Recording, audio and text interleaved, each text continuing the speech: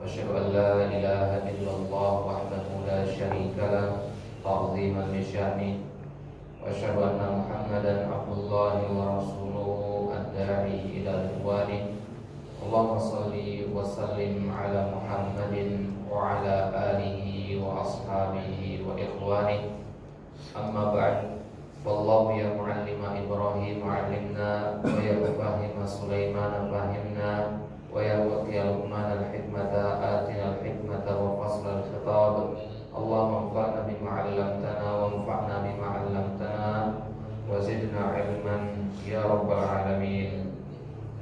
Ikhwani fiddin, bapak-bapak jamaah salat subuh rahimani wa rahimakumullah. Alhamdulillah ta'ala, senantiasa kita memuji dan bersyukur kepada Allah subhanahu wa ta'ala atas segala limpahan nikmatnya yang tidak terhitung. Dan di antara nikmat yang Allah masih berikan kepada kita di pagi hari ini adalah kesempatan untuk melaksanakan salat subuh secara berjamaah, yang mana Nabi SAW menyebutkan dalam hadits yang sahih dari Al-Barra bin Azib radhiyallahu taala anhu, "Man shalla subha fi jama'atin fahuwa fi dhimmatillah." Barang siapa yang salat subuh secara berjamaah, maka ia berada dalam jaminannya Allah Subhanahu wa taala. Maka dengan hadirnya kita di pagi hari ini di masjid untuk menaikkan salat subuh secara berjamaah, kita mohon kepada Allah agar termasuk orang-orang yang disabdakan oleh Nabi sallallahu alaihi wasallam tadi. Baik, kita lanjutkan kembali pembahasan kita, pembelajaran bahasa Arab kita dari kitab Durusun Lughah Al-Arabiyyah. Alhamdulillah taala, ini adalah pertemuan yang kedua dari jilid yang kedua. Ya. Jadi di pertemuan kemarin, pertemuan sebelumnya kita sudah mulai masuk jilid yang kedua. Ya, sudah kita ambil satu pembahasan kemarin. Baik, pembahasan itu yang akan kita ulang sekarang sebelum kita lanjutkan ke poin pembahasan selanjutnya. Baik.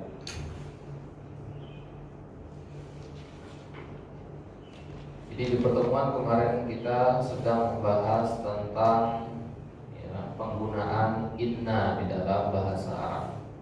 Ya, inna, ya, yang mana kalau inna itu diterjemahkan ke dalam bahasa Indonesia artinya apa? Sesungguhnya. Ya, karena fungsinya adalah untuk takkid, untuk penegasan. Baik, sebelum kita masuk ke sana, ya, kita telusuri dari awal dulu, ya, bagaimana akar awalnya, kenapa bisa inna itu masuk ke dalam suatu kalimat dan merubah harokatnya. Baik, di depan sini kita punya sebuah kalimat yang terdiri dari dua kata benda. Ya, al-babu maftuhun. Ini adalah kalimat sempurna yang terdiri dari dua kata. Al-babu, ya, artinya apa? Pintu.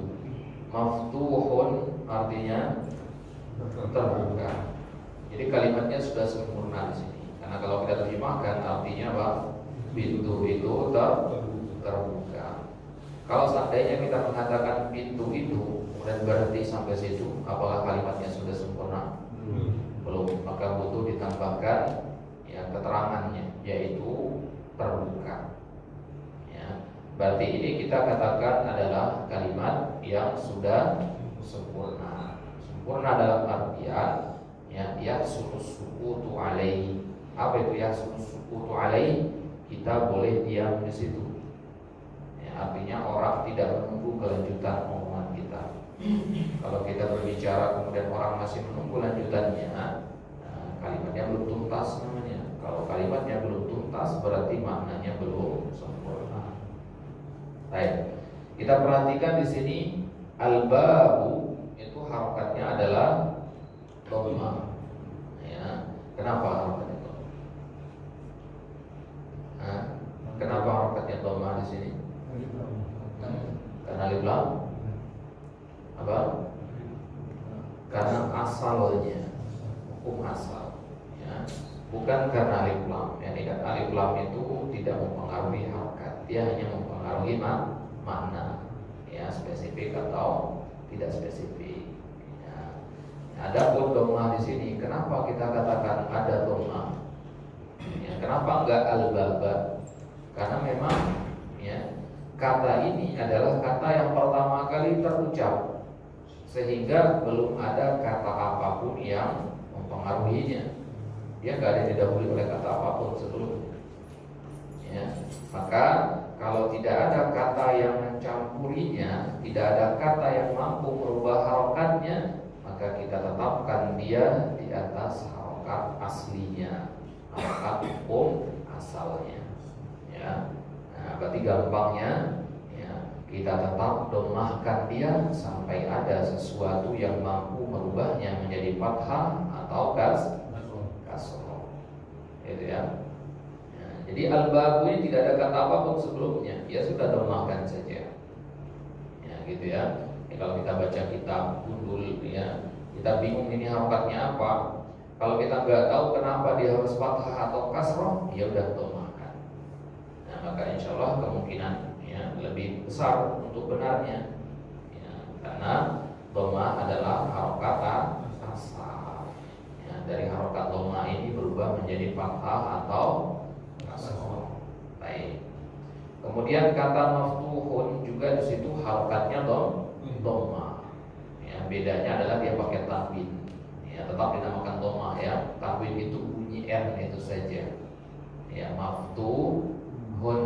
Nah, ada hun, ya, ada n itu namanya tanwin. Ya, adapun dhammah itu bunyi u itu. Ya. Baik. Jadi kalimat maftuhun atau kata maftuhun di sini ya, juga menggunakan dhammah, bukan fathah atau kasroh. Kenapa? Karena kata al-babu itu tidak mampu merubah harokat maftuhun. Jelas sampai sini? Maftuhun, kenapa dia tetap dhammah? Ya, karena al-babu itu tidak mampu merubahnya. Tidak semua kata dalam bahasa Arab itu mampu merubah harokat dari kata selanjutnya. Hanya kata-kata tertentu saja, gitu ya. Hanya kata-kata tertentu dalam bahasa Arab yang mampu mempengaruhi harokat kata selanjutnya. Al-babu tidak masuk. Ya. Yang mampu mempengaruhi itu yang kayak pernah kita pelajari, ada huruf jar. Ya. Setelah huruf jar itu harus apa? Kasroh. Nah, itu mampu mempengaruhi itu. Berarti kalau ada maftuhun sebelumnya ada huruf jar, maka pasti kasroh aja. Gitu ya. Adapun al-babu maka tidak. Baik. Jadi kesimpulan kita, yang hukum asal dari harokat itu adalah dhammah. Baik. Ya. Jadi al-babu maftuhun ini hukum asalnya. Baik. Akan tetapi, ya, kata al-babu ini dalam bahasa Arab, ya, karena dia berada di awal. Dalam bahasa Arab dia disebutnya dengan istilah mubtada. Ya, kita beri nama dia mubtada. Jadi al-babu maftuhun. Ya, al-babu itu namanya mubtada. Ya, apa itu mubtada nanti akan kita lihat. Kemudian maftuhun itu disebutnya dengan istilah khabarul mubtada. Ya, apa istilahnya? Khabarul mubtada. Ya, khabarul mubtada, khabar dari mubtada gitu. Ya, kata pertama tadi namanya mubtada, kata yang kedua namanya khabarul mubtada. Al-babu mubtadaun maftuhun khabarul mubtada. Baik, jelas sampai sini ya? Baik, kalau kita katakan al-masjidu qaribun, ya, yang mana mubtada'nya di sini? Al-masjidu, itu mubtada'nya. Ya, kemudian mana khabarnya? Qaribun. Ini namanya khabarul mubtada' atau sering disingkat dengan khabar saja. Ya, boleh kita bilang khabar saja, boleh juga kita sebutnya khabarul mubtada'. Jadi kalimat ini al-masjidu qaribun terdiri dari mubtada dan khabarul mubtada. Contoh yang lain Baik. Al-baitu jamilun. Mana mubtadanya? Al-baitu. Mana khabarnya? Jamilun. Ya. Nah, jadi mubtada itu yang awal, ya, itu mubtada, yang ketukar nanti ya. Baik. Al-masjidu qaribun. Apa arti al-masjidu qaribun? Masjid itu udah dekat. Ya, masjid itu, nah itu mubtada. Ya, dekat itu khabarul mubtada. Al-baitu jamilun. Apa arti al-baitu jamilun? Itu. Ya, al-baitu, bait, rumah. Ya, rumah itu jamil. Mana jamilun? Bagus atau indah. Rumah itu bagus. Ya, rumah itu bahasa Arab namanya mubtada. Ya, indah atau bagus itu bahasa di sini sebagai khabarul mubtada. Ya, jadi kedepannya kita akan katakan ini mubtada, ini khabarul mubtada. Jadi mohon diingat ini ya, yang mana yang dimaksud dengan mubtada dan mana dimaksud dengan khabarul mubtada. Nah, istilahnya. Artinya, definisinya, nah maka kita jelaskan ya. Nah, jadi istilah ini akan sering kita temukan atau sering kita dengar nantinya ya, di kitab-kitab nanti dibilang ini mubtada, ini khabar ya, sering kita temukan nanti. Baik, lantas apa sih yang dimaksud dengan mubtada dan khabar itu sebenarnya? Ya, mubtada ya atau suatu kalimat itu pasti tersusun dari mubtada dan khabar. Ya, pasti ada ini mubtada, ini khabarnya. Ayat-ayat Al-Quran kita baca itu pasti ada mubtada, ada khabarnya. Ya, berarti dalam satu kalimat kita harus cari nanti mana mubtada dan mana khabarul mubtadanya. Kemudian mubtada itu sendiri definisi singkatnya adalah kata benda di awal kalimat. Mubtada itu kata benda di awal kalimat. Artinya kata benda yang pertama kali kita sebut. Nah, itulah mubtada.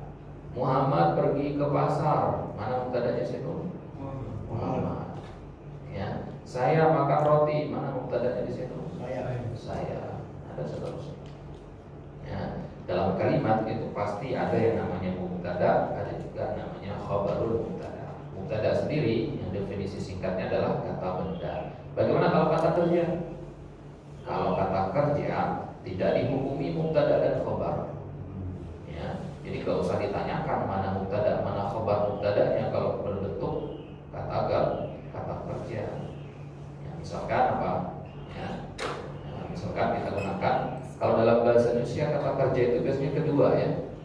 Saya pergi gitu ya. Kalau dalam bahasa Arab kebalikan, pergi dulu baru saya. Ya. Ya, pergi dulu baru saya. Itu biasanya kalau dalam bahasa Arab. Sama seperti bahasa Inggris juga begitu kan ya. Ya, kata kerjanya itu baru orangnya. Baik. Jadi kalau kata kerja berada di awal, maka ini ada istilah lainnya nanti. Ya, tidak kita hukumi dia mubtada dan khabar mubtada. Gitu ya. Ayat-ayat misalkan idza jaa nasrullahi wal fath, idza jaa, ya itu kata kerja. Ya. Nah, jadi kalau jaa ini enggak ada mubtadanya di sini. Nah, jadi mubtada itu pasti berbentuk apa? Kata benda. Apa istilahnya kata benda dalam bahasa Arab? Isim. Ya, makanya sering kita katakan isim mubtada. Ya, isim mubtada kadang disebutnya. Baik. Jadi mubtada itu ada dua hal di situ, dia kata benda dan dia berada di awal. Ya, kalau kita baca ayat Alhamdulillahirabbil alamin, mana mubtadanya di situ? Alhamdulillah. Kenapa ada mubtadanya di sini? Karena alhamdulillah itu kata benda. Dari mana kita tahu alhamdulillah ini kata benda? Adanya alif. Gitu ya. Kemudian khabarul mubtada itu apa? Kalau tadi sudah kita tahu apa itu mubtada, sekarang apa itu khabar mubtada? Ya, khabar mubtada maknanya adalah pelengkap melengkap makna mubtada. Artinya apa? Mubtada tidak akan sempurna artinya tanpa ada khabarnya. Berarti butuh kita adanya khabar. Berarti kalau kita sebut nanti ini mubtada, nah pasti di belakangnya nanti ada khabarnya. Ya, dia tau'aman istilahnya. Tau'aman itu dia sepasang. Ya, gak boleh gak ada dua-duanya. Ya.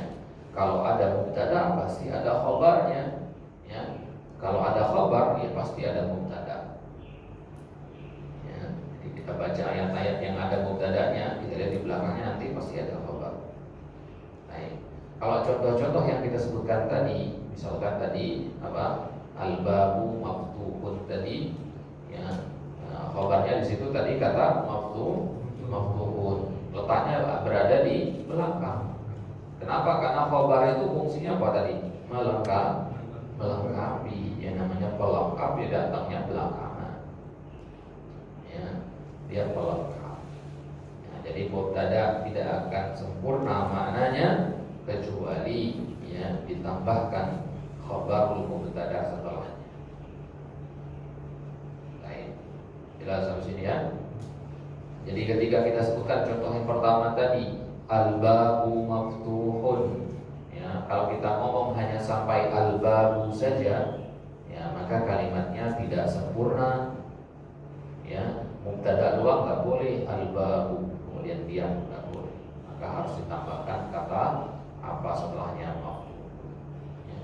Misalkan ada yang masuk dalam pintu, kemudian dia mengatakan al-baitu dan diam. Ya, kita yang dengar bingung, al-baitu kenapa dia? Kelanjutannya apa? Ya.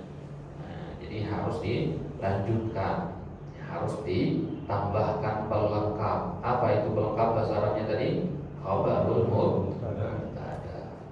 Baik, itu intinya ya. Mubtada adalah kata benda di awal kalimat, khabarul mubtada pelengkap makna dari mubtada dan tidak harus bergandengan. Ya, ini mubtada kemudian ini khabar sekaligus, nggak harus bergandengan. Ya, yang penting berada di belakang, boleh diisi dengan apapun di tengahnya. Ya, mubtada kemudian ada kalimat-kalimat, kemudian khabar boleh. Ya, jadi nggak harus mubtada langsung khabar, mubtada langsung khabar tidak. Ya, tidak harus seperti itu. Hanya saja contoh-contoh yang kita berikan akan seperti itu dulu. Ya, agar lebih mudah untuk kita pahami.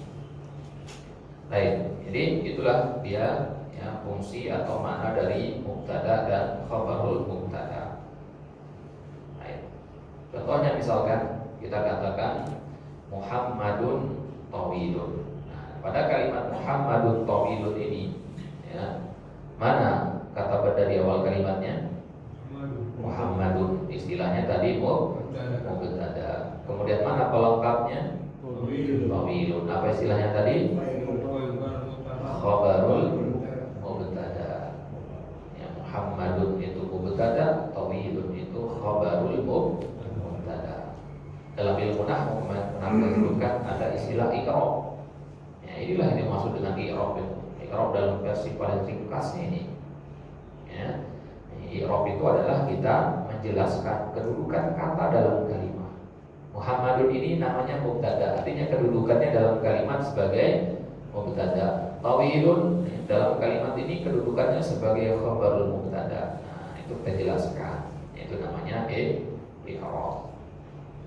Baik. Nah, contoh yang kedua misalkan al-qalamu maksurun. Mana mubtadanya? Al-qalamu. Mana khabarnya? Maksurun. Ya. Muhammadun tawilun. Apa arti Muhammadun tawilun?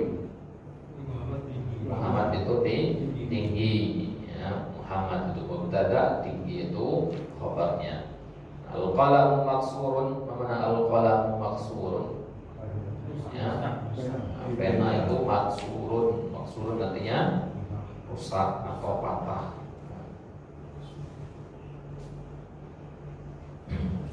Misalkan di surat Al-Fatihah, ya, kita baca tiap kita sholat, ya, nanti kita baca Alhamdulillahi Rabbil Alamin. Ya, maka alhamdu di sini posisinya sebagai apa? Mubtada. Ya, kalau kita baca surat Al-Fatihah hanya sampai alhamdulillah saja, ya nggak benar. Yang mananya harus dilanjutkan. Ya, alhamdulillah apa? Ya, maka harus ada khabarul mubtada'nya. Khabarul mubtada'nya di sini adalah kata lillahi. Ya, lillahi ini sebagai khabarul mubtada'nya. Ya, coba artikan alhamdulillah artinya apa? Segala puji. Iya, kenapa segala puji itu? Lillahi, bagi Allah. Sekarang kalimatnya sudah sempurna, segala puji bagi Allah. Ya. Kemudian Rabbil Alamin, apa kedudukannya? Ada fungsinya. Ya, tapi dia yang jelas bukan mubtada, bukan khabarul mubtada. Ya. Yang penting sekarang adalah kita tahu ini namanya mubtada, ini khabar mubtada. Sisanya nanti dulu. Ya. Ya, sisanya ada nama-namanya, ada namanya na'at, ada namanya badal, ya, ada namanya tamyiz, ada namanya hal, istisna, dan seterusnya. Banyak kedudukan-kedudukan yang lain. Tapi yang wajib pasti ada di mana-mana itu pasti mubtada dan khabar. Yang lain-lain, istilah-istilah yang lain tadi itu gak akan ada tanpa adanya dua hal ini.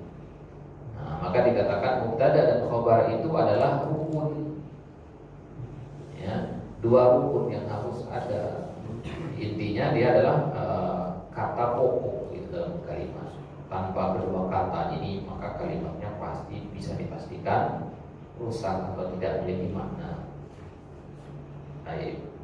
Alhamdulillah, segala puji milik Allah atau bagi Allah. Siapa Allah itu? Dijelaskan dalam kalimat selanjutnya, Rabbil Alamin, Rabb semesta. Ar-Rahmanir Rahim, dijelaskan lagi siapa Allah itu, Ar-Rahmanir Rahim. Jelaskan lagi Malik Yaumiddin, dan gitu ya. Ya, maka alhamdulillah itu fungsinya di sini atau kedudukannya sebagai mubtada. Makanya kita lihat harokatnya di situ dhamma.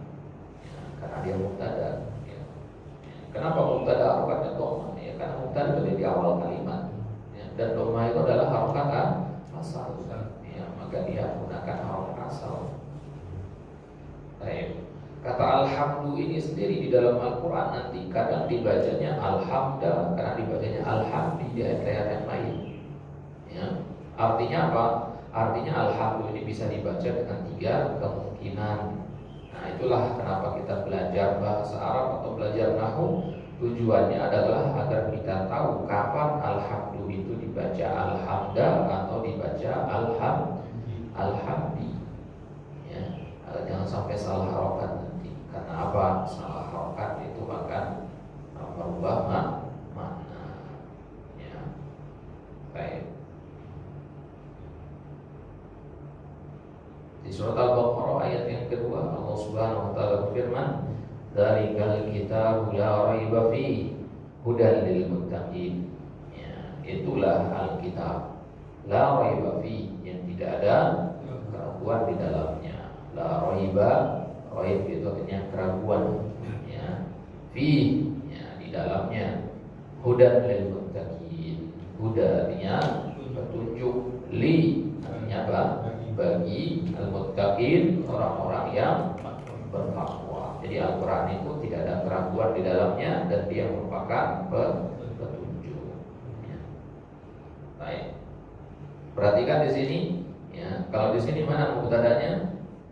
Kitabu. Ya. Mana mubtadanya di sini? Dzalika atau al-kitabu? Kitabu. Nah, tadi mubtada itu definisinya apa? Apa bentuknya? Bentuknya kata benda. Kata benda di awal, bukan hanya di awal, tapi dia adalah kata benda. Nah, sekarang di ayat ini mana kata bendanya? Dzalika atau kita? Dzalika apa namanya? Ya, apa istilahnya dzalika? Nah, di bagian pertama dulu, jilid pertama. Dzalika itu istilahnya apa? Dia isim, dia kata benda atau kata kerja? Kata benda atau kata kerja dzalika? Kata benda. Berarti kan dzalika ini apa namanya? Isim isyarah. Masih ingat ya? Isim isyarah dari namanya saja sudah isim. Ya, isim isyarah itu artinya kata tunjuk. Itu. Ya. Nah, berarti yang jadi mubtada'nya di sini adalah dzalika. Ya, dzalika. Nah, di sini kita hukumi dua kata ini sebagai mubtada'nya karena dia satu rangkaian.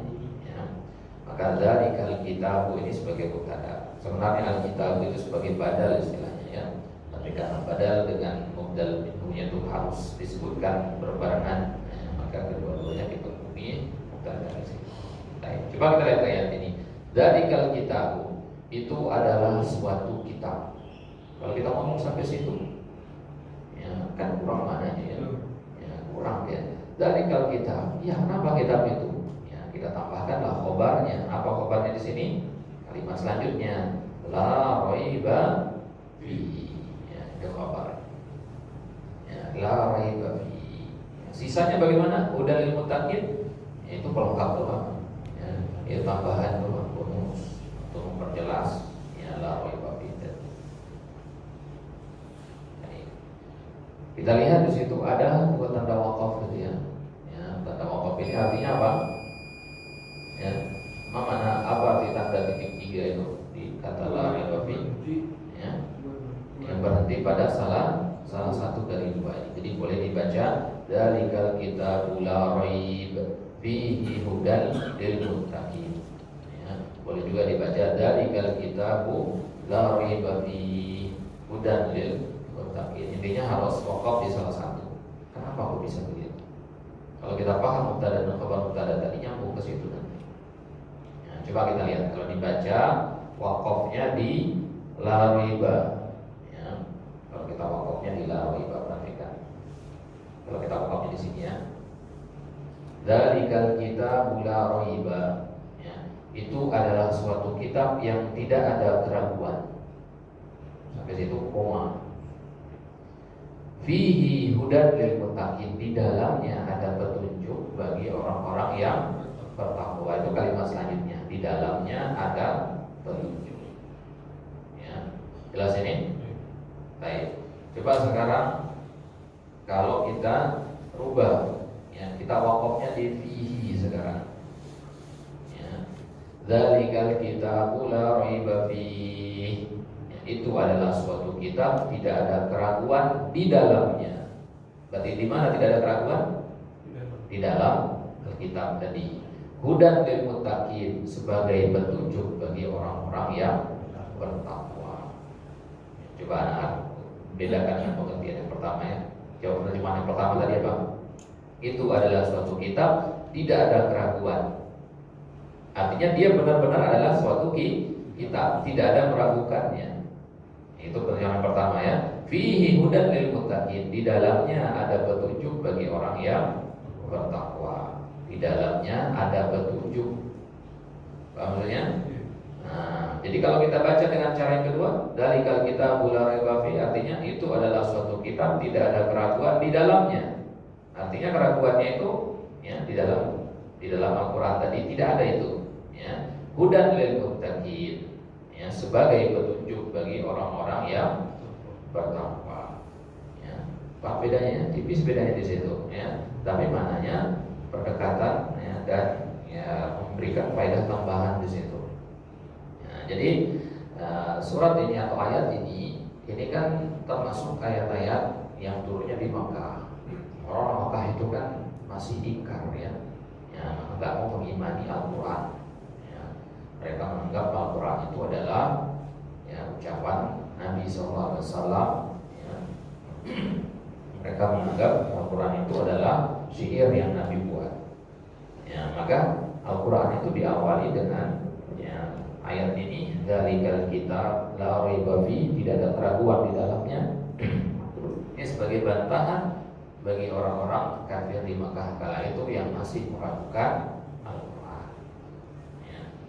Jadi sebelum dijelaskan di surat Al-Baqarah tentang hukum-hukum dan sebagainya, jelaskan dulu di awal bahwasanya tidak ada keraguan di dalamnya. Berarti hukum-hukum yang akan disampaikan juga adalah hukum-hukum yang benar.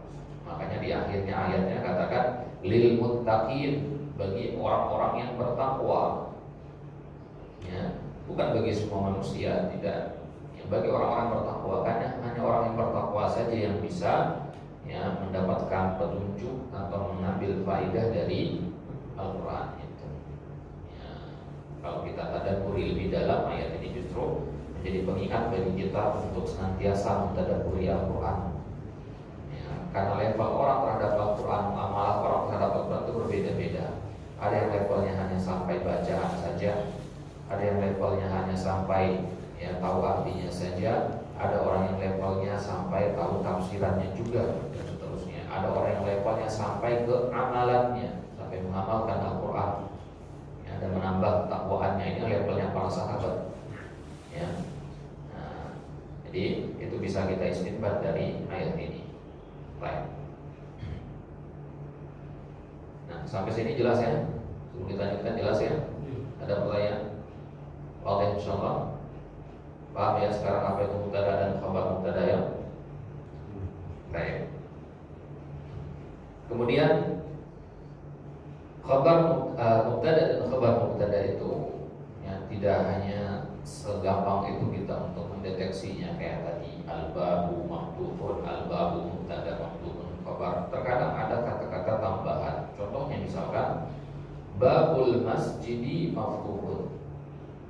Contoh pertama tadi al-babu maftuhun, pintu itu terbuka. Ya, tidak jelas di situ pintu apa, pintu rumah kah, pintu masjid, pintu sekolah. Nah sekarang kita perjelas, yang terbuka itu adalah pintu masjid. Maka kita katakan babul masjidi. Ya, babul masjidi maftuhun. Nah yang terbuka di sini masjid atau pintunya? Pintunya. Ya. Nah sekarang pada kalimat ini ya, bisa nggak kita tentukan ada mubtada dan khabar? Ada. Bisa. Kenapa? Kenapa ada mubtada dan khabar pada kalimat ini? Ada awal. Karena dia diawali oleh kata benda. Bab itu pintu kan? Pintu itu kata benda. Ya, berarti dia ada mubtada dan khabarnya. Jangan sampai nanti kita repot-repot mencari mubtada dan khabar pada kata kerja, ya nggak ada menemu, ya nggak ada mubtada dan khabar pada kata kerja. Baik. Jadi babul masjidi maftuhun. Nah di sini mana mubtadanya kalau gitu? Babu. Ya babu. Nah, ya babu ini mubtada. Ya, kemudian mana khabarnya? Maftuhun. Maftuhun. Nah, maftuhun ini khabarul mubtadanya. Lantas al-masjid ini apa? Ya. Dia berada di antara mubtada dan khabarnya. Ya. Apa namanya? Nah, sebelum kita jawab, coba kita fokus kepada kotak ini. Ya, fokus di dalam kotak warna hijau ini. Ya, jangan dulu lihat kata yang di luar. Fokus dalam kotak ini, di situ ada kata babul masjidi. Ya, masih ingat pembahasan idhofah, penyandaran, ya, mudhof, mudhofun ilaih. Babu yang itu namanya mudhof. Al-masjidi itu namanya mudhofun ilaih. Kalau yang sudah lupa apa itu mudhofun ilaih, mudhofun ilaih adalah kata benda majmu'. Ya. Kalau pintu itu tunggal. Ya. Kalau kita katakan pintu masjid, nah itu mudhofun ilaih itu. Ya, kata benda majmu'. Artinya dia sudah disandarkan kepada benda yang lain. Ada pintu, ada masjid, gabung pintu masjid. Ya. Ya, ada rumah, ada Muhammad, rumahnya Muhammad. Nah, itu namanya mudhofun ilaih. Nah, babul masjid artinya pintu masjid. Pintu itu mudhof, kemudian al-masjid itu mudhofun ilaih. Ya, makanya mudhofun ilaih itu kan harokatnya harus apa? Kasroh. Jadi situ al-masjid ya, itu kasroh. Nah, di sini sudah kita gabungkan dua pembahasan di sini sekarang. Pembahasan mudhofun ilaih dengan pembahasan mubtada. Gitu ya. Nah, berarti kata bab ini kedudukannya ada dua. Ya, kata bab ini kedudukannya ada dua. Yang pertama dia sebagai apa? Mubtada. Yang kedua dia sebagai mudhof. Gitu ya. Berarti kata dalam bahasa Arab itu bisa punya lebih dari satu kedudukan. Lebih dari satu tugasnya. Dia tugasnya sebagai mubtada, juga tugasnya sekaligus sebagai mudhaf. Yang bahkan kadang ada yang 3 tugasnya, ada yang 4 tugasnya. Baik. Jelas sampai sini ya. Nah, coba kita lihat kalimat ini sekarang. Babul masjidi. Kalau kita misalkan bingung menentukan mana khobarnya, dan kita bilang al masjidi khobar, bisa nggak? Al masjidi khobar. Ya, kenapa? Karena dari sisi pengertian mubtada dan khobar mubtada sudah tidak nyambung. Tadi khobar mubtada itu artinya apa? Pelengkap makna mubtada. Ya, sekarang kalau kita bilang hanya babul masjidi, pintu masjid itu, udah lengkap belum? Belum. Berarti dia bukan khobar. Ya, karena dia bukan pelengkap. Nah, pengertian dari khobar tadi dia adalah pelengkap makna mubtada. Baik, kalau kita katakan misalkan imanul mu'mini qawiyyun, iman orang yang beriman itu kuat. Ya, nah di sini mana mubtadanya? Iman. Ya, dan mana khabarnya? Ya, qawiyyun. Ya, kemudian al-mu'min fungsinya sebagai mudhof ilaih. Mana mudhofnya? Iman. Baik. Kalau kita katakan kitabut talibi jadidun, kitab buku, al-talib siswa, buku seorang siswa itu jadidun. Apa jadidun? Baru. Ya, jadi apa yang baru? Ya, siswanya atau bukunya? Bukunya. Ya, buku siswa itu baru, ya, bukan santrinya yang baru, bukan siswanya, ya, bukunya yang baru. Jadi kita talibi jadidun. Nah, mana mubtadanya di sini? Kitabu. Nah, warna merah ini mubtadanya. Kemudian khabarnya mana? Jadidun. Warna hitam ini khabarnya. Kemudian at-talibi sebagai mudhofun ilaih. Baik, contoh yang kedua. Baitul imami ba'idun. Mana mubtada? Baitu. Mana khabar? Ba'idun. Mana mudhofun ilaihnya? Al-imami. Al-imami. Baitul imami ba'idun. Rumah imam itu ba'idun. Nah, mana ba'idun? Jauh. Baik. Contoh yang ketiga. Qalamul ustadi maksurun. Aina al-mubtada? Qalamu. Wa aina al-khabar? Maksurun. Al-ustadi sebagai mudhofun ilaih. Baik. Contoh yang keempat, sayyaratul mudiri qadimatun. Mobilnya kepala sekolah itu qadimatun, sudah usang. Nah, mana mubtada di sini? Sayyaratu. Mana khabarnya? Qadimatun. Kemudian al-mudiri sebagai mudhofun ilaih. Jadi yang usang itu mobilnya kepala sekolah atau kepala sekolahnya? Mobilnya, karena dia yang kita jelaskan di sini. Ya. Ya, jadi qadimatun ini kan sebagai khobar, ya. Ya, yang qadimatun itu sebagai khobar. Ya. Dan khobar itu tadi artinya pelengkap makna mubtada. Berarti kita sedang menjelaskan sayyara, ya, bukan al-mudir. Ya. Makanya yang qadimatun itu adalah sayyarahnya, bukan mudirnya. Baik. Contoh yang kelima, dinul islami jamilun. Ada mubtada? Din, agama. Ya. Kemudian al khabar jamilun. Kemudian al-islami sebagai mudhofun ilaih. Tahu semua artinya dia? Ada kata-kata yang asing di situ? Tidak ada, ya?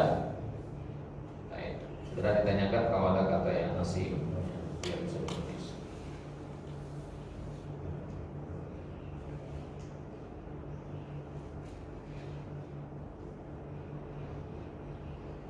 Baik. Tadi kita katakan al-babu maftuhun, al-babu artinya pintu, maftuhun artinya terbuka. Nah sekarang kita masukkan inna sekarang. Ya, kalau kita sudah paham konsep mubtada dan khabar, ya sekarang baru kita masuk ke pembahasan inna itu. Jadi kalau lagi bahas inna itu kita harus tahu dulu apa itu mubtada dan khabar. Karena ada kaitannya nanti. Baik. Al-babu tadi kita hukumi fungsinya sebagai apa? Mubtada, maftuhun sebagai khabarnya. Ya. Ini karena belum ada inna. Kalau sudah masuk inna, ya, maka akan terjadi perubahan sekarang. Ya, apa itu perubahannya?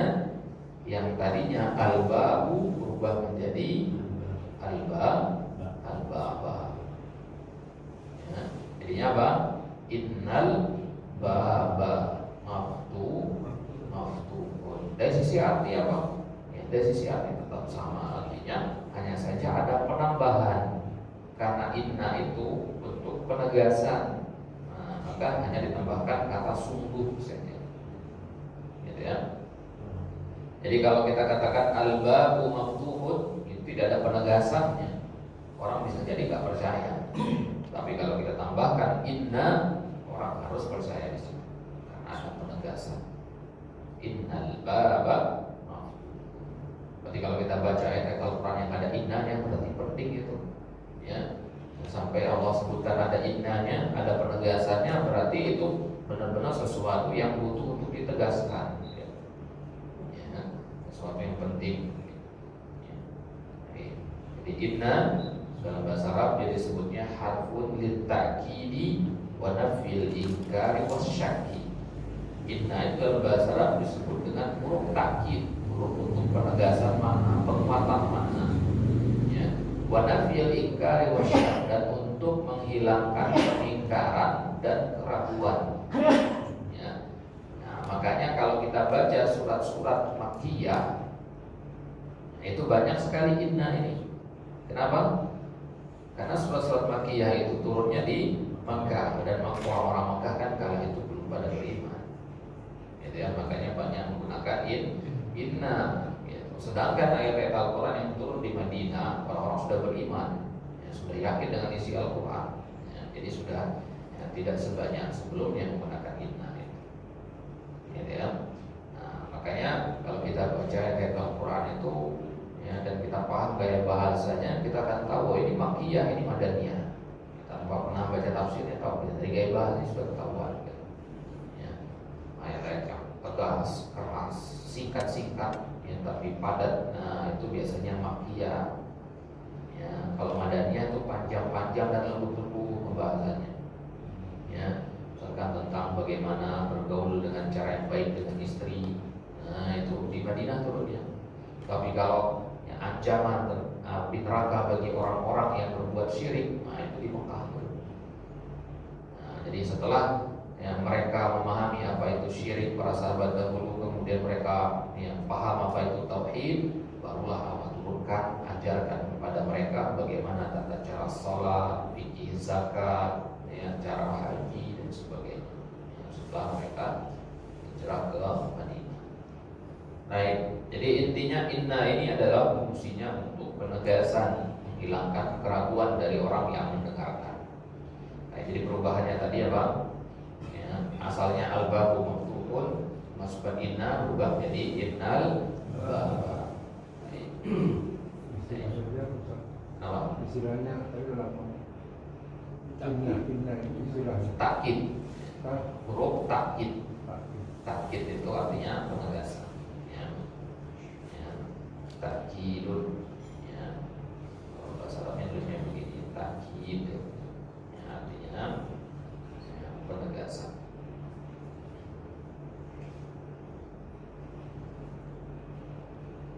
Huruf takkid itu huruf penegas.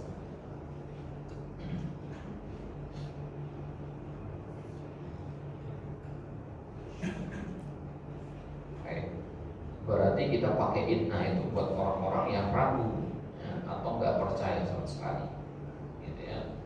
Nah, jadi huruf takkid atau ada tuh takkid itu tidak hanya inna, ya, ada yang lain-lain juga.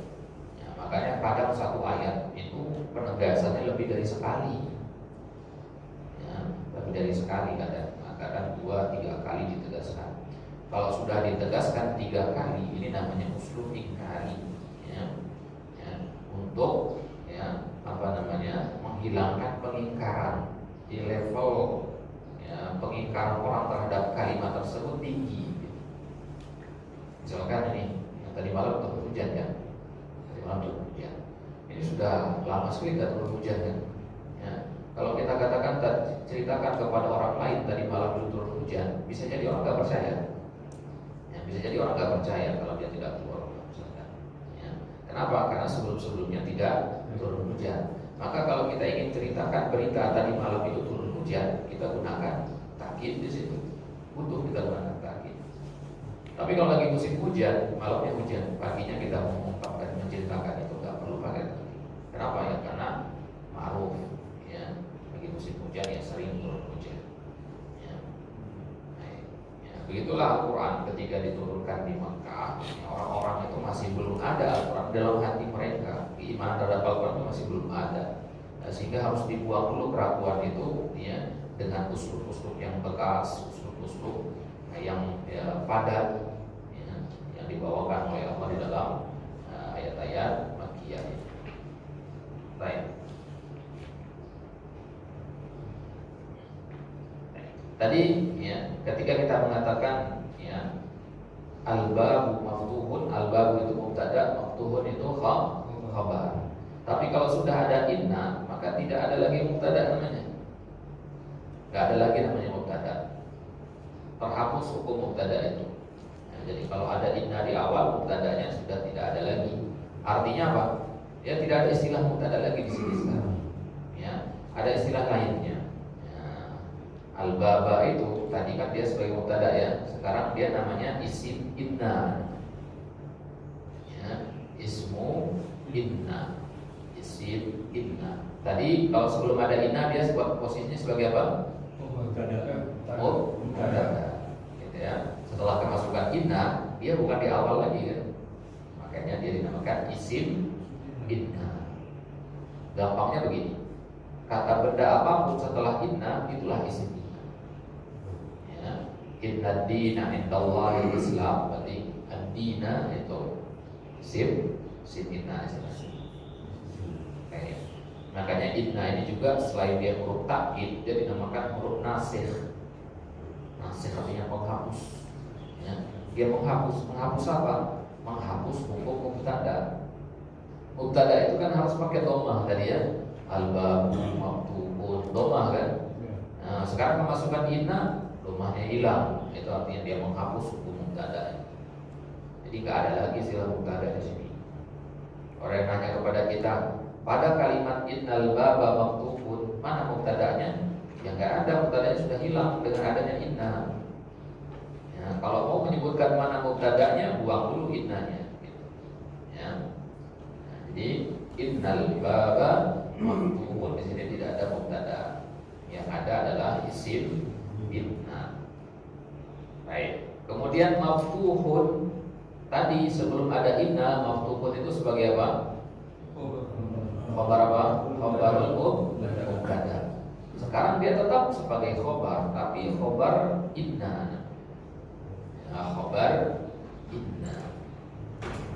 Kalau al-baba tadi isim inna. Ya, kalau maftuhun sekarang sebagai khabar inna. Khobarnya si inna ini. Baik. Berarti bisa kita katakan khobar inna itu pelengkap dari makna isim inna. Kalau kita baca kata ini sampai al-baba saja, ya, sampai al-baba saja sampai sini saudara. Ya. Innal baba, sesungguhnya pintu itu, sampai situ doang. Orang nunggu kan kelanjutannya. Kenapa? Ada khatib misalkan yang mimbar dan berkhutbah mengatakan, ya, innal jannata, sesungguhnya surga itu, kemudian diam. Ya, menunggu pasti kelanjutannya kan. Ya, sesungguhnya surga itu apa? Ya, kenapa? Ya, apa penjelasan apa setelahnya? Baik. Ya, berarti harus kita tambahkan adanya khabar setelahnya. ya, khobar inna tadi. Nah, maka kita taruhlah kata maftuhun, ya sungguhnya pintu itu terbuka. Al-baba sekarang namanya isim inna, tadinya dia mubtada sekarang berubah menjadi isim inna. Maftuhun yang tadinya khobar mubtada sekarang menjadi khobar inna. Baik, jelas sampai sini ya. Nah, sekarang kalau kita katakan al-baitu kabirun, ya, al-baitu masih sebagai mubtada, kabirun sebagai khabarnya. Kalau sudah kemasukan inna, maka perubahan apa yang terjadi tadi? Harokatnya al-baitu menjadi al-baita. Gitu ya. Jadinya innal baita. Baik. Ya, berarti al-baita sekarang posisinya sebagai apa? Isim inna kabirun, tadinya khabar mubtada sekarang sebagai khabar inna. Ya, jelas ya? Tadinya al-baitu itu sebagai mubtada sebelum ada inna ya. Sebelum ada inna ini dibacanya al-baitu dan dia sebagai mubtada. Setelah ada inna dia menjadi isim inna. Kemudian kabirun yang tadinya dia khabar mubtada sekarang ketika ada inna dia menjadi khabarnya inna. Baik. Kalau kita katakan al-masjidu maftuhun, nah, kalau kita masukkan inna jadi apa? Innal masjida maftuhun. Mana isim inna? Innal masjida. Nah, al-masjid. Ya, mana khabar inna? Maftuhun. Baik. Al-qamisu nadhifun, kemasukan inna jadinya Innal qamisa nadhifun. Mana isim inna sekarang? al-qamis. Al-qamiso ya. Isim innanya al-qamiso, kemudian khabarnya nadhifun. Kalau ditanya di sini ada mubtada ada khabar di sini? Tidak ada. Tidak ada. Ya ingat kalau ada inna itu enggak ada istilah mubtada khabar lagi. Ya, dia itu huruf penghapus. Baik. Kalau kita katakan Zaidun karimun, tambahkan inna jadinya apa? Inna zaidan. Ya. Inna Zaidan. Nah, inna Zaidan. Nah, kalau nama orang seperti ini kan gak ada alif lam di awalnya ya, maka dia pakainya tanwin. Nah, dan kalau pakai tanwin fathatain itu maksudnya maka harus ada alif setelahnya. Gitu ya. Jadi Zaidan. Ya. Inna Zaidan.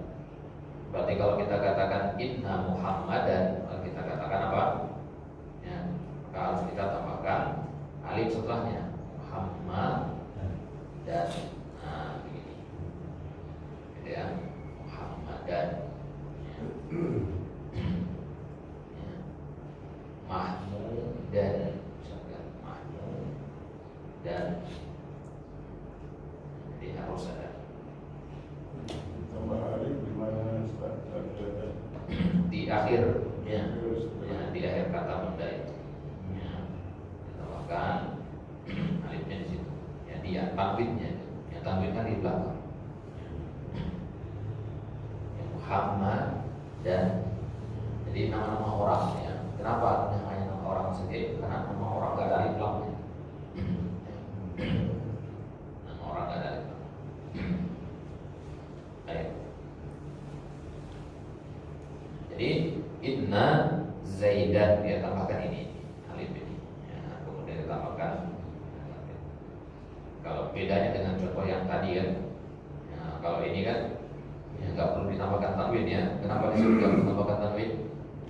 Karena sudah ada alif lam. Alif lam tanwin itu banyak ya. Alif lam tidak boleh bersama dengan tanwin. Baik. Kalau kita katakan al-ma'u baridun, masukkan inna jadinya innal ma'a baridun. Ya, inna ini sangat banyak dalam Al-Quran, dia punya hukum kaidah bacaan dalam tajwid ya. Dia harus dibaca dengan gunnah, ya gunnah musyaddadah. Dia harus ya agak lama bacanya. In gunnah itu dengungan nanti, ya. Dengungan seperti suara lebah in. Berapa lama mendengung itu? Ya 2 kali. In. Jangan innal. Jadi ada tasdid dulu, kemudian ada dengungannya, gunnahnya. Itu pada ilmu tajwidnya. Ya. Baik. Innal ma'a baridun. Ya, innal ma'a baridun. Apa arti al-ma'a? Air. Baridun dingin. Baik. Mana isim inna di sini? Al-ma'a. Mana khabar inna? Baridun. Nah, baik. Kalau di surah Thaha ya, di ayat yang ke-15 Allah Subhanahu wa taala berfirman, "Innas sa'ata atiyatun akadu ukhfiha." Itu jazaa kullu nafsin bima tas'a. Ya. Bisa ketika Nabi Musa ya, pertama kali berjumpa dengan Allah Subhanahu wa taala di Bukit Tur Sina, ya. Di situ Allah perkenalkan dirinya kepada Nabi Musa, ya. Ya, innani anallahu la ilaha illa ana fa'budni. Ya, sesungguhnya aku adalah Allah. Ya, kemudian setelahnya ya, Allah jelaskan, katakan ucapan ini kepada Nabi Musa, innas sa'ata atiyatun. Ada inna di situ ya. Mana isim inna di sini? As-sa'ata. Kalau ada yang membaca ayat ini nanti innas sa'atu atiyatun, benar? Salah. Kenapa? Karena ada inna. Ingat setelah inna itu harapannya fathah. Jadi inna sa'ata atiyatun. As-sa'ah itu sendiri artinya hari kiamat. Ya. Inna sa'ata artinya sesungguhnya hari kiamat. Atiyatun yang datang, pasti datang. Ya. Dari mana kita dapat kata pasti itu? Ya, penggunaan inna tadi. Ya. Nah, berarti atiyatun di sini sebagai ya, sebagai khabar inna. Ya. Sesungguhnya ya, hari kiamat itu pasti akan datang, akadu fiha. Ya. Ya, tapi kapan datangnya itu Allah sembunyikan. Itu jaza. Ya. Kenapa hari kiamat itu Allah ciptakan, Allah takdirkan? Itu jaza ya, agar Allah membalas ya kullu nafsin bima tas'a, setiap jiwa dengan apa yang ia perbuat. Jadi hari kiamat itu adalah hari pembalasan.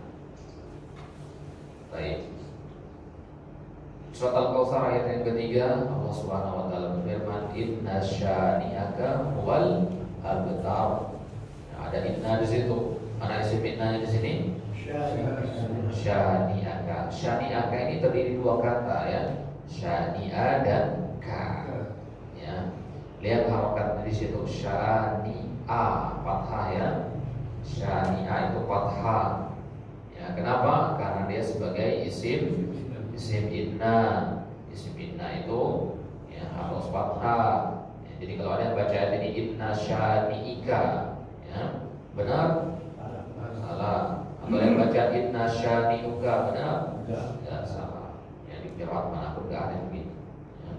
Inna syani'aka, sesungguhnya orang yang mencela ka itu kamu. Ya. Maksudnya Nabi kita SAW huwal abtar. Ya, mereka itulah orang-orang yang mandul, yang terputus dari ya kebaikan.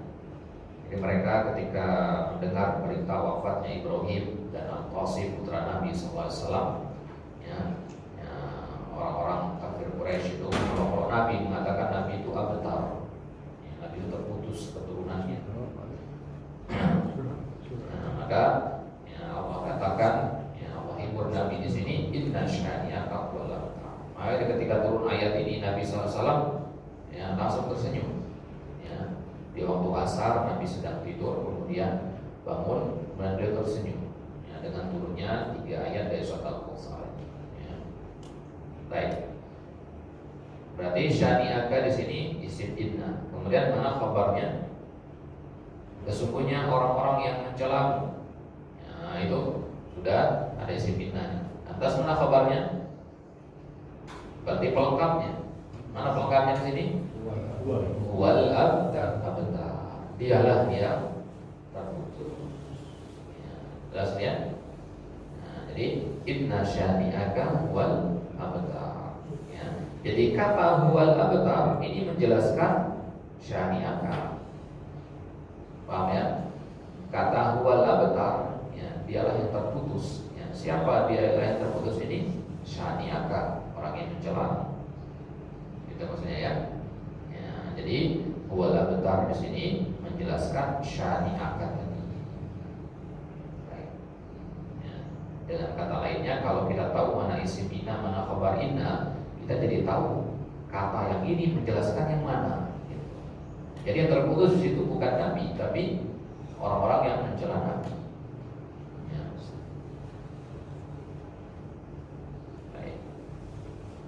Surat Al-Adiyat ayat ke-6 ya, Allah Subhanahu wa taala berfirman, innal insana li rabbih lakanud.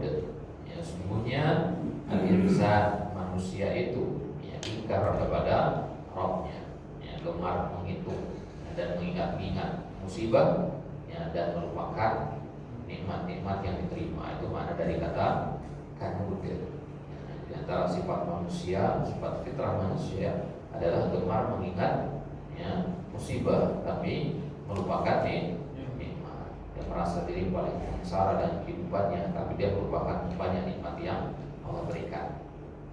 Nah, jadi Allah katakan innal insan, sesungguhnya manusia itu memang begitu dia. Ya, senantiasa ingat yang buruk-buruk doang, gitu. Ya, yang baik-baiknya gak diingat. Ya, ketika tertimpa satu musibah, dia melupakan ada yang puluhan bahkan ratusan nikmat yang dia terima. Baik. Nah, di sini Allah gunakan inna di situ untuk takkid, untuk penegasan tadi. Nah, mana berarti isim inna di sini? Al-insan. Ya. Nah, kemudian mana khabar inna? Ya. Lakanut. Ya. Karena siapa yang kanut itu? Al-insan. Nah, di situ dia sekarang. Gitu ya. Ya. Siapa yang kanut itu? Al-insan. Ya. Siapa yang ingkar itu? Ya, al-insan. Dari mana kita tahu? Karena al-insan itu isim inna, kanun itu khabarnya. Baik. Oke di sini ya. Mampu ya sampai sini? Iya. Di surat Al-Asr Allah Subhanahu wa taala berfirman, innal insana lafi khusrin. Ya, mana isim inna di sini? Al-insan. Al-insan. Ya. Mana khabarnya? Khabar inna? Ya. Nah, coba lihat sekarang kalau bingung lafi atau khusrin ya. Ya, sungguhnya al-insan, manusia berada dalam kerugian. Nah, kalau kita artikan, kalau kita antum tadi katakan misalkan khusrin sebagai khabarnya, berarti artinya apa? Sesungguhnya manusia itu kerugian. Ya, karena lafi itu artinya apa? Berada di dalam. Nah, sekarang yang mana jadi kalimat pelengkap di situ? Berada dalam kerugian atau kerugian saja? Berada dalam. Ya. Kalau kita artikan manusia adalah kerugian, berarti manusia nggak ada yang untung meskipun dia beriman. Kata Nabi juga berarti tidak termasuk. Jelasin di sini ya. Nah, maka itulah pentingnya di sini mengetahui mana khabarnya. Kalau kita ya, salah menempatkan atau mendudukkan mana khabarnya, ya pemahaman dia terhadap ayat itu juga akan berubah. Ya, makanya kalau Allah mengatakan ya i'rab itu ya far'un an tasawwuril makna, cabang dari penggambaran makna. Jadi kalau kita paham ayat itu dengan pemahaman yang benar, i'rabnya juga pasti benar. Tapi kalau i'rabnya salah, besar kemungkinan pemahaman terhadap ayat itu juga salah. Dalam sejarah firqah-firqah sesat tidak 1-2 kali kasus seperti itu terjadi. Yang kesesatan terjadi karena apa? Karena kesalahan dalam i'rab. Yang ayat seharusnya dipahami begini, dipahami dengan cara yang lain, sehingga interpretasi mereka, penafsiran mereka terhadap ayat tersebut pun berubah, yang menyebabkan dan mereka makin tersesat. Ya, jadi ayat Al-Qurannya sama tapi salah cara memahaminya, sehingga kesimpulan yang didapat juga salah. Nah, ini pentingnya kita belajar bahasa di situ untuk menjaga kebenaran makna itu. Baik, jadi yang menjadi khabar inna di sini adalah ya fi khusrin. La itu namanya lamul muzahlamah. Ya, bagi para siswa yang sudah belajar, lam namanya lamul muzahlamah. Ya, dia juga fungsinya untuk ganti. Jadi ada 2 takkid dalam ayat ini. Yang Makanya kita artikan ayat ini apa? Sesungguhnya manusia itu benar-benar berada dalam kerugian. Benar-benar. Sesungguhnya itu penegasan yang pertama. Benar-benar itu penegasan yang kedua. Baik, di surat Al-Bayyinah Allah Subhanahu wa taala berfirman di ayat yang ke-6, "Innal ladzina kafaru min ahlil kitabi wal musyrikin fi nari jahannam khalidina fiha ulaika hum syarrul bariyah." Ada inna di situ. Nah, sekarang mana menjadi isim innanya di sini? Ya. Alladzina. Ya. Alladzina artinya apa? Nah, alladzina artinya orang-orang yang kafaru. Kafaru artinya kafir. Min ahlil kitab, dari kalangan ahlul kitab, maksudnya Yahudi dan Nasrani. Wal musyrikin, dari kalangan orang-orang musyrikin. Ya, kalau sekarang misalkan Hindu, Buddha itu kalangan musyrikin masuknya. Ya, mereka itu apa? Fi nari jahannam. Nah, berarti yang menjadi isim innanya di situ adalah orang-orang yang kafir. Jadi kalau kita baca ayat ini kita katakan sesungguhnya orang-orang yang kafir dari kalangan Yahudi dan Nasrani serta orang-orang syirik. Sampai situ berarti bisa nggak sempurna artinya? Belum. Mereka itu kenapa? Sesungguhnya mereka kenapa? Nah, maka ditambahkanlah fi nari jahannam. Ini khobar. Nah, lihat jaraknya jauh kan? Nah, makanya itu pentingnya memahami apa yang dimaksud dengan khobar inna tadi. Khobar inna pelengkap makna. Jadi nggak harus seperti petan. Kadang mubtada'nya di sini, isim innanya di sini, khobarnya jauh gitu kan seperti itu. Ya, contohnya di sini. Sesungguhnya orang yang kafir dari kalangan ahlul kitab wal musyrikin, kenapa mereka? Fi nari jahannam. Nah, itu dia khabar. Ya. Ayat selanjutnya khalidina fiha ulaika hum syarrul bariyah, itu pelengkap saja ya untuk memperjelas makna dari ayat tadi. Ya. Jadi orang-orang kafir dari kalangan ahlul kitab wal musyrikin, mereka berada di neraka jahanam. Bagaimana sifat mereka atau keadaan mereka di neraka jahanam? Khalidina fiha, kekal di dalam. Nah, ini kan menjelaskan berarti bagaimana mereka di dalam neraka jahanam. Ya, kemudian waqaf masuk ke kalimat baru, ulaika hum syarrul bariyah. Mereka itu adalah seburuk-buruk makhluk. Ya. Ya. Kemudian suatu qasas ayat yang keempat, ya. Allah Subhanahu wa taala menceritakan tentang kisahnya Firaun. Ya, Firaun di zamannya Nabi Musa. Ya, inna fir'auna 'ala fil ardi wa ja'ala ahlaha syi'an yastad'ifu ta'ifatan minhum yadhbihu abna'ahum wa yastahyi nisa'ahum innahu kana minal mufsidin. Ada inna fir'auna. Ya, sungguhnya Firaun itu. Ya, berarti ini isim innanya karena dia terletak setelah inna. Ya, mana ya khabar innanya? Ya, ala fil ardi artinya sombong, congkak. Ya, sesungguhnya Firaun itu sombong di dunia. Ya.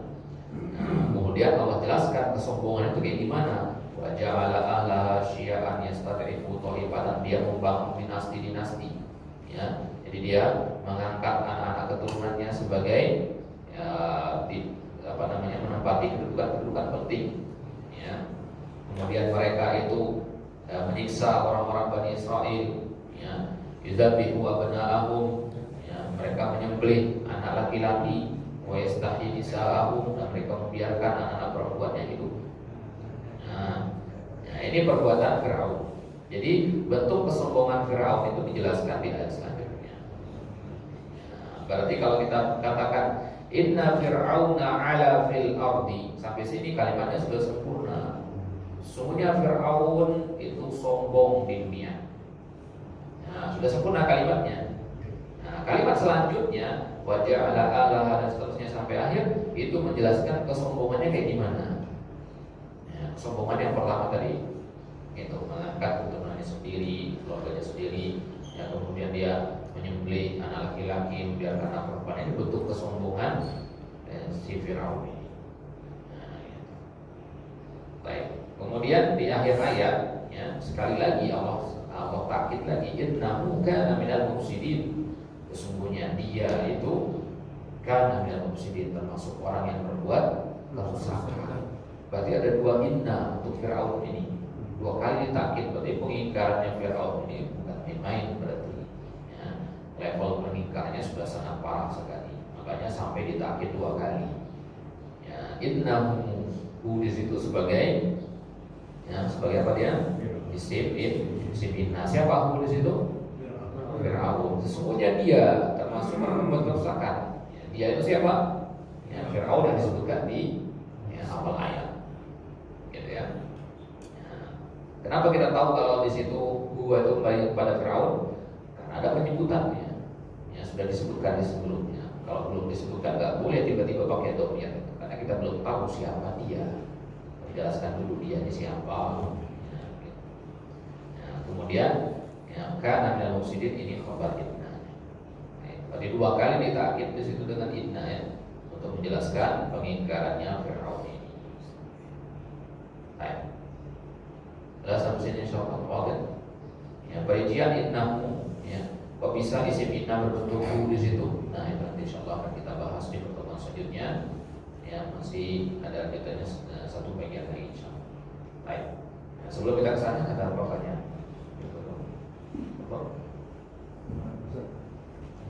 Mungkin makna dari i'rab itu sendiri adalah perubahan harakat. Nah, i'rab itu sendiri artinya perubahan harakat. Tapi kalau kita katakan, ya, antum bisa i'rab kalimat ini enggak? Nah, itu artinya antum bisa jelaskan enggak proses perubahan harakat itu? Itu artinya, ya. Nah, jadi i'rab itu ada dua makna yang bisa kita pahami. Proses menjelaskan sama keadaan kata yang bisa berubah itu.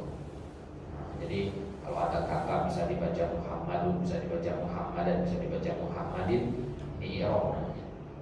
Ya, ketika misalkan, ya, kita membaca ayat Alhamdulillahirabbil alamin, alhamdu mubtada lillah, khabar mubtada rabbil alamin, sifat dan seterusnya.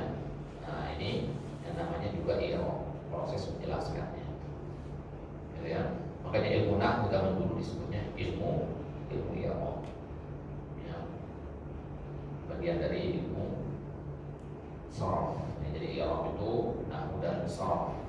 Disebutnya nahwu wal i'rab. Baik, kita tanya lagi. Ustaz, harakat itu petunjuk dan bacaan. Nah, ya. Terus kalau untuk satuan yang pendek disebut apa dalam bahasa Arab yang sudah belajar? Ya, seperti tadi saya sebutkan panjangnya satu kali. Nah, ada istilah dalam bahasa Arab apa tadi? Untuk ketukan itu. Iya, karena kan itu kan untuk mencari satuan pendek-pendeknya. Ya, kalau bahasa kita itu kan ya bahasa kita dapat paham. Maksud saya di dalam istilah Arabnya itu ada nggak apa itu? Baik. Nah, jadi satu ketukan, dua ketukan, ya. Ini pembahasan dalam ilmu tajwid. Ya, kalau bahasa kita itu ilmu fonetik, ilmu bunyian begitu. Nah, tata cara baca Al-Quran, dan ini hanya berlaku pada ayat Al-Quran saja. Ilmu tajwid itu hanya berlaku di ayat Al-Quran. Nah, satu ketukan, dua ketukan itu tidak satuan, ya, yang tidak presisi. Jadi harus sekian tidak, itu, ya, satuan yang relatif gitu. Relatif. Jadi kita yang mengukur sendiri. Bacaan cepat misalnya ya. Ya. Jadi kita menyelesaikan. Misalkan kalau kita, ya, matobi itu kan kita katakan dua ketukan, ya. Dua ketukan. Ya, dua ketukan itu kan bisa tetap. Itu dua ketukan kan? Bisa juga. Nah, itu jarak antara dua ketukan itu kan bisa sampai relatif. Nah, harus juga ketika ngaji harus ketuk juga, enggak ya. Nah, jadi menentukan kita yang ukur-ukur gitu. Ya. Saya kan nggak tahu ya waktu belajar dulu, saya masih kecil tentang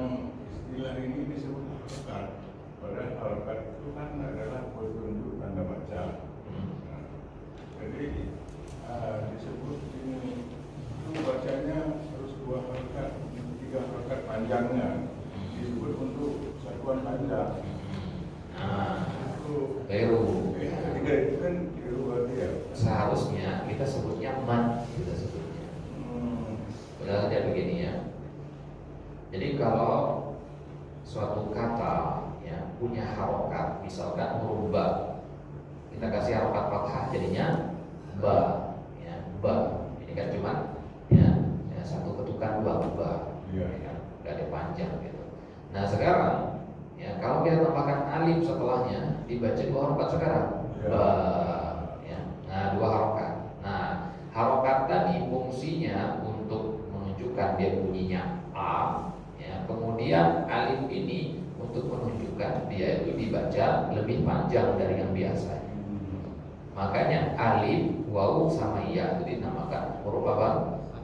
Huruf mad. Ya, huruf mad. Mad dalam bahasa Arab artinya panjang.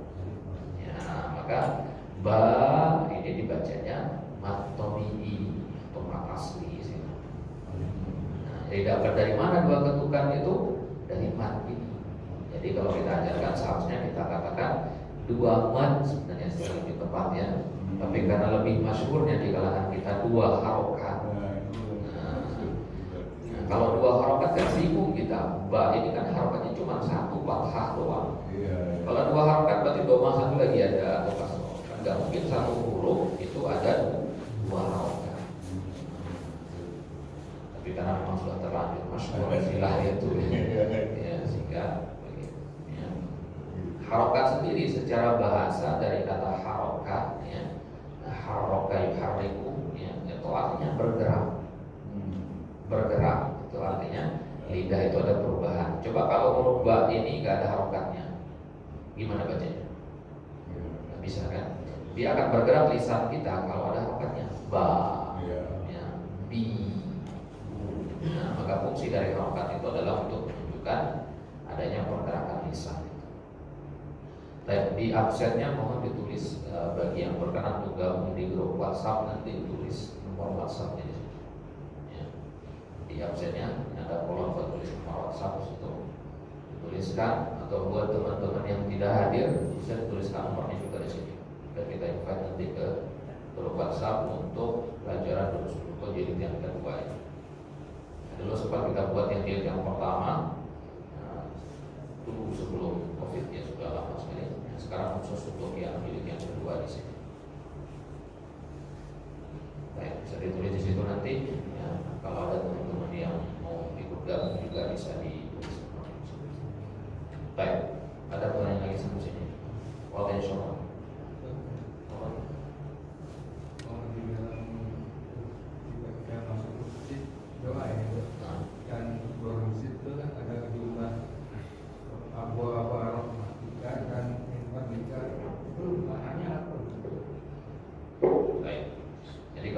Masuk kita doa apa? Allahumma ftahli abwaaba rahmatik. Allahumma ftahli itu ya Allah. Allahumma ya Allah ya. Iftahnya bukakanlah li untukku abwaaba rahmatik. Abwaab itu jamak dari babun. Babun dari apa? Pintu. Abwaab berarti pintu. Rahmatik artinya rahmat. Nanti bukalah untukku pintu-pintu rahmat. Jadi kita buka pintu masjid ya itu dengan terbukanya pintu masjid itu kita juga memohon kepada Allah agar dibukakan pintu-pintu kasih sayangnya, pintu-pintu rahmat Allah.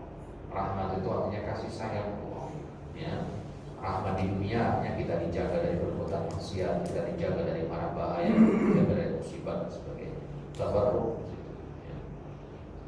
Kemudian di luar masjid kita baca doa apa? Ya. Ya, karena Allah mengampuni syaitan rajim, apalagi yang lain. Ya, Allah mengampuni syaitan rajim dengan masyhur ya riwayat kedua. Kemudian apalagi yang tadi Allah mentahli abwaaba fadli. Ya, bukakan untukku pintu-pintu fadli. Fadl artinya keutamaan. Ya, pintu-pintu keutamaan. Jadi ini lebih luas daripada pintu rahmat tadi. Ya. Fadl itu artinya ya keutamaan fadl itu ya dalam konteks ya sering diartikan dengan pemberian. Ya, rizki bahasa kita. Ya, maka ketika kita dapatkan nikmat dari Allah kita katakan hadza min fadli rabbi. Ya, saya dengar itu ya. Hadza min fadli rabbi. Ini adalah dari keutamaan pemberian Rabbku. Ya, kita dapat mobil baru, dapat rumah baru, kita katakan hadza min fadli rabbi. Fadl itu artinya keutamaan pemberian rezeki, karunia, anugerah. Ya, kalau rahmat tadi artinya kasih sayang. Ya, berarti ini pemberian lebih umum daripada rahmat. Karena pemberian itu ada yang rahmat, ada yang maghfirah, ada yang sakinah, ada rahmat, mawaddah dan sebagainya. Jenis fadl di sini pemberian. Jadi lebih umum. Allahumma sini masyarakat luar dari masyarakat. Nah, Allahumma sibni minasyaitonir rajim. Bismillah wassalatu wassalamu ala Rasulillah. Allahumma sibni minasyaitonir rajim. Nah, itu doa kita perlindungan dari syaitan itu. Karena kita keluar dari rumah Allah. Ya. Nah, maka ya, karena di rumah Allah itu tidak ada ya apa namanya ya syaitan yang mengganggu. Ya, ketika azan dikumandangkan syaitan itu ya, lari terpilih sampai terkencing-kencing dalam belakang Israel. Nah, maka ketika kita keluar dari rumah Allah, ya kita butuh untuk minta perlindungan kepada Allah dari gangguan dan bisikan syaitan. Baik, ada lagi pertanyaan? Silakan.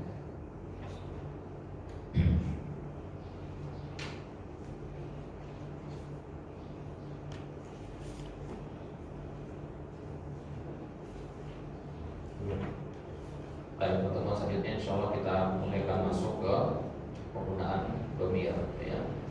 Nah, domir bagaimana perinciannya dan contoh-contohnya dalam Al-Quran nanti insya Allah kita akan lihat di kesempatan. Baik, sekarang kita coba sampai di sini. Allah Taala alam. Sallallahu alaihi wasallam. Besok kajian Ustaz Abdullah. Insyaallah besok kajian Ustaz Abdullah lanjutkan fikih Bulughul Maram. Baik, maka ini hadal qadar wa nafati bi du'ai kafatul majlis. Subhanallah wa bihamdihi. La ilaha illa anta